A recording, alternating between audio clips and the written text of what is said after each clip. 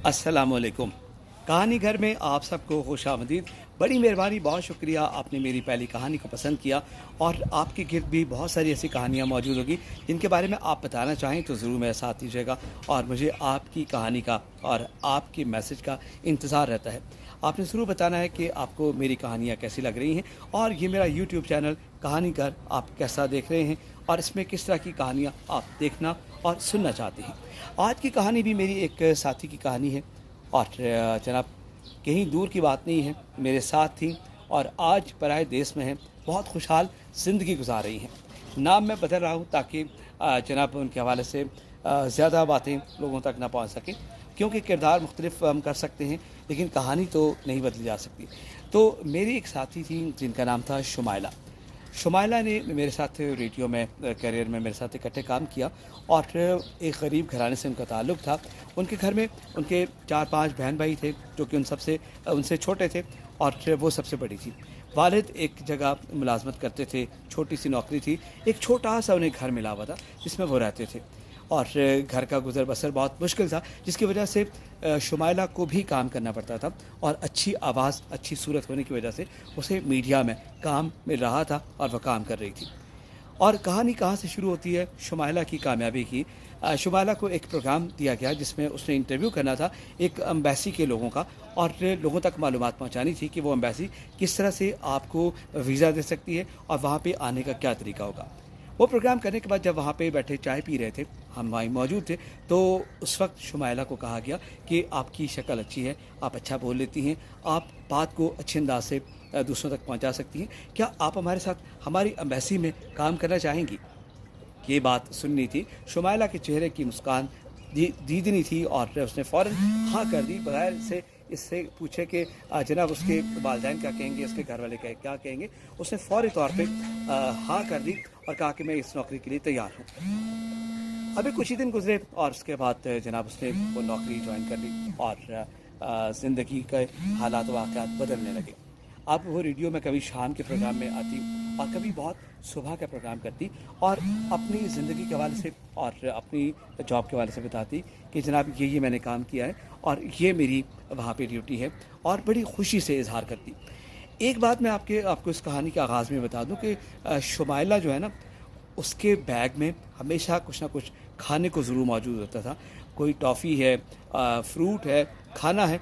और हमारी क्योंकि बहुत पुरानी दोस्ती थी, तो अक्सर जब हमें भूख लगती तो हम सबसे पहले शुमाइला से पूछते थे कि आपके पास खाने को कुछ है, और फिर हम वो खाते और उसे दुआएं देते।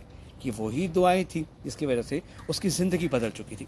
शुमाइला को नौकरी मिलती है, और उसके बाद 2 महीने के बाद रमज़ान आ जाता है। अब शुमाइला उस एम्बेसी में अपने कुलीग से पूछती है कि कोई ऐसी जगह है जहाँ पे वो नमाज अदा कर सके और आराम से वहाँ पे अपनी इबादत कर सके। उसके साथ के साथी ने उसे एक स्टोर की चाबी दी और कहा कि आप यहाँ जाके इबादत कर सकती हैं।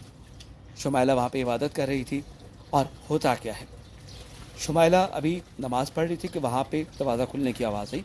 अब वो नमाज में घबरा भी रही थी क्योंकि उसने खुद ही हमें वाक़या सुनाया था। तो वो कहती कि मैंने नमाज़ पढ़ते पढ़ते सोच रही थी कि पता नहीं कौन कमरे में आ चुका है। जब उसने सलाम फेरा तो पीछे उस एम्बेसी का सेकंड एम्बेसडर मौजूद था, जो कि हाथ बांधे वहाँ पे खड़ा था, और उसने उससे माफ़ी मांगी कि मुझसे गलती होगी, मुझे नहीं पता था कि आप यहाँ पे हैं, और ये कहकर पास से चला गया। शुमाइला कहती है कि अब मेरी आँखों में एक अजीब सी उदासी आ गई, और मैंने सोचा कि मैंने बग़ैर पूछे ये काम किया है, और अब मेरे साथ पता नहीं क्या होगा, कहीं मेरी नौकरी ना चली जाए। वो कहने लगी भाई मैं मसले पे बैठी दुआएं मांग रही थी कि या बारी ताला मेरे लिए कोई मसला ना हो जाए। अब होता क्या है, कुछ देर के बाद शुमाइला को उसका बॉस बुलाता है और कहता है कि आपके लिए मैसेज है, आपको सेकंड हेड ने बुलाया है, एम्बेसडर ने बुलाया है। अब वो कहती है कि मैंने तमाम दुआएं पढ़ी, और बहुत दुआ करने के बाद मैं उनके पास जब गई तो उन्होंने कहा कि बहुत अफसोस है मुझे कि मैंने आपकी इबादत में खलल डाला। ये चाबियाँ अपने पास रखें, आज के बाद ये स्टोर आपका है, और इसके ऊपर आप लगा दिया जाएगा लिख के कि इसमें कोई दूसरा नहीं जा सकता है। वो कहने लगे कि मैं अजीब इस तज़ब्ज़ुब का शिकार थी कि इतनी बड़ी बात और इतनी मोहब्बत से, इतने अंदाज से, खूबसूरत अंदाज से उन्होंने मेरे ऊपर ये करम किया है। तो वो कहने लगी कि मुझे बड़ी खुशी हुई और मेरा हौसला बढ़ गया। कुछ दिनों के बाद जनाब वहाँ पे कोई तकरीब थी और शुमाइला अपने घर से कुछ बना के लाई। उसने अपने उस सेकंड बॉस को भी जाके वो खाना दिया और बताया कि ये खाना मैंने तैयार किया है। वहाँ पे भी उसकी वाह-वाह हुई और कुछ ही दिनों के बाद पता चलता है कि शुमाइला को उसके बॉस ने शादी की ऑफ़र की है और साथ ये भी कहा है कि वो इस्लाम कबूल करना चाहता है। अब हर तरफ पूरी एम्बेसी में शोर पड़ गया कि ये क्या? जनाब होता क्या है कि उसके बाद वो बताती है उनको कि मैं एक बहुत गरीब घराने से हूँ और मेरे घर में मेरे बूढ़े वालिदैन हैं, मेरे बहन भाई हैं और हमारे कोई वसाइल नहीं हैं और आप इतनी बड़ी शान और शौकत वाले। तो उस शख्स ने कहा कि आपने मुझे दीन के हवाले से आपने इस दुनिया में मुझे कामयाबी दिला दी है, मेरी आखिरत संवार दी है और मैं समझता हूँ कि मेरी ज़िंदगी में आपसे बेहतर कोई और साथी नहीं हो सकता है।